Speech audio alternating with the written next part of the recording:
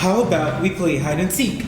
You can hide first. That's how you always get rid of me when you want to get rid of me. I promise, Annabelle. The play follows a young boy who is told a story by his grandfather about a magical doorknob and a pirate ship. And it follows him as he finds that doorknob, and it propels him through different points in his life.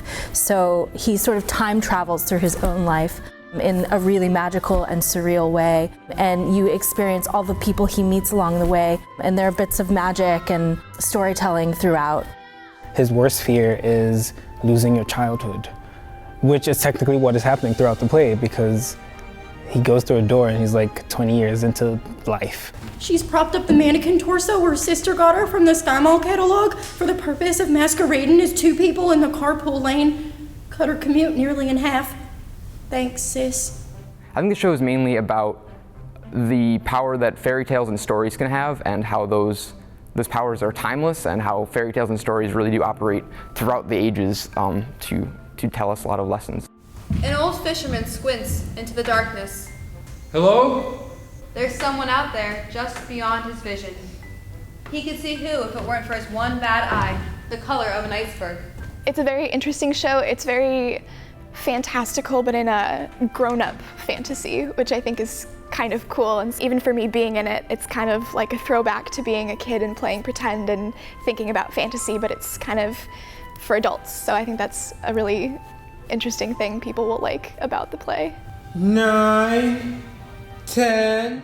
I try to fill in the gaps and like make links. So for example, in the first scene where he's 10, we've established some things like he is relatively socially awkward or hasn't been the most normal kid ever.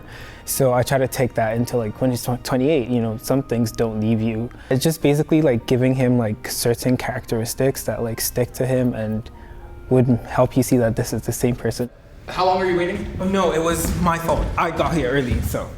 Yeah, you shouldn't do that in this town. There are magical moments in the piece, but the vignettes that we see of Kai's life are very, very realistic. We see him in a relationship, we see him getting married, we see him experiencing career failures and successes, everyday things that we go through.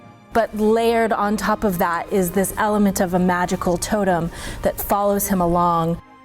I think the lesson to be learned is that we should be grateful for the moments that we have with each other, and we don't get the luxury of having a magical doorknob propel us into the future, to those next places in our life that maybe we dream about being in. Sometimes you never know where you're gonna find yourself, where you're gonna end up. So it's just trying to make sense of everything around you and just keep going. And you figure it out in the end.